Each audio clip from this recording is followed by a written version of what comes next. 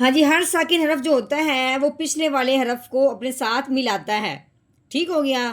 جیسے کہ اب یہ یا ساکن ہے، یا کے اوپر کیا لگی ہوئی ہے؟ دادما جزم بنی ہوئی ہے، تو یہ ہوگا یا ساکن۔ جس کے اوپر بھی یہ جزم آ جائے، جس حرف کے اوپر بھی آ جائے، اس حرف کو ساکن کہتے ہیں، وہ پچھلے والے کو اپنے ساتھ ملا لیتے ہیں، ٹھیک ہے؟ جیسے کہ اب یہ یا ساکن ہے، اب اس سے پیچھے فا ہے، فا نے یا کے ساتھ مل جانا ہے اس جزم کی وجہ سے۔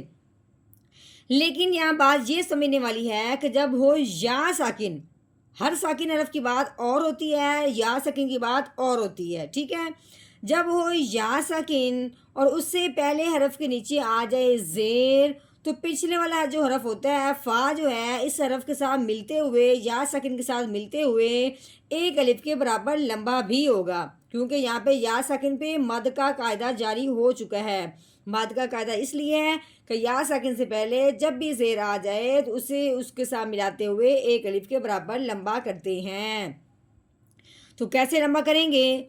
فا یا زیر فی، ٹھیک ہو گیا؟ فا یا زیر فی، ہاں جی، اتنا سے ہم نے لمبا کرنا ہے۔ جب بھی یا ساکن سے پہلے زیر آئے اس طرح لمبا ہم نے کر دینا ہے۔ نحمده ونصلي على رسوله الكريم اما بعد فاعوذ بالله من الشیطان الرجیم بسم اللہ الرحمن الرحیم۔ السلام علیکم ورحمۃ اللہ وبرکاتہ۔ امید ہے آپ سب خیریت سے ہوں گے، انشاءاللہ جہاں ہوں گے ایمان اور صحت کی نعمت سے مالا مال ہوں گے۔ ہاں جی، تو آغاز کرتے ہیں ہم اپنے آج کے سبق کا دعاؤں کے ساتھ، تو چلیے شروع کرتے ہیں۔ اللهم صل على سيدنا ومولانا محمد وعلى آل سيدنا ومولانا محمد وبارك وسلم۔ رب اشرح لي صدري ويسر لي أمري واحلل عقدة من لساني يفقهوا قولي۔ رب زدنا علما، رب زدنا علما، رب زدنا علما۔ اعوذ باللہ من الشیطان الرجیم، بسم اللہ الرحمن الرحیم۔ ہاں جی، یہ واؤ ہے، واؤ کے اوپر جو لگی ہوئی ہے یہ زبر ہے، ٹھیک ہے؟ آگے یہ الف ہے، الف کے اوپر جو زبر لگی ہوئی ہے، اس الف کے اوپر زبر آنے کی وجہ سے اس الف کو الف نہیں پڑھیں گے، اس الف کو حمزہ پڑھیں گے، ٹھیک ہے؟ الف کے اوپر جب بھی زبر زیر پیش آ جائے اس الف کو حمزہ پڑھتے ہیں، ٹھیک ہے؟ ہاں جی، آگے دیکھتے ہیں۔ آگے یہ لام ہے، لام کے اوپر لگی ہوئی ہے جزم، تو یہ ہو گیا لام ساکن۔ ساکن جو بھی حرف ہوتا ہے یہ جزم جس کے اوپر بھی آتی ہے وہ پچھلے والے کو اپنے ساتھ ملا لیتی ہے، ٹھیک ہو گیا؟ اب ہم نے کیسے پڑھنا ہے؟ واو زبر وا، حمزہ لام زبر ال، وَأَل۔ ہاں جی، آیا قوف، قوف کے اوپر لگی ہوئی ہے زبر، آگے یہ تا، تا کے اوپر لگی ہوئی جزم، تو یہ ہو گیا تا ساکن۔ تو اب یہ ہم نے کیا کہا تھا؟ ساکن حرف جو ہوتا ہے وہ پچھلے والے کو اپنے ساتھ ملاتا ہے۔ اب ہم نے قوف کو تا کے ساتھ ملانا ہے کیونکہ اس کے اوپر جزم آ گئی ہے۔ تو کیسے پڑھیں گے؟ قوف تا زبر قد، وَأَل قد۔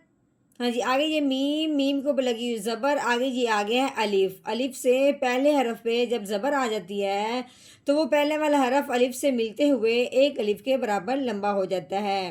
تو کیسے پڑھیں گے؟ میم الف زبر ما، ٹھیک ہو گیا؟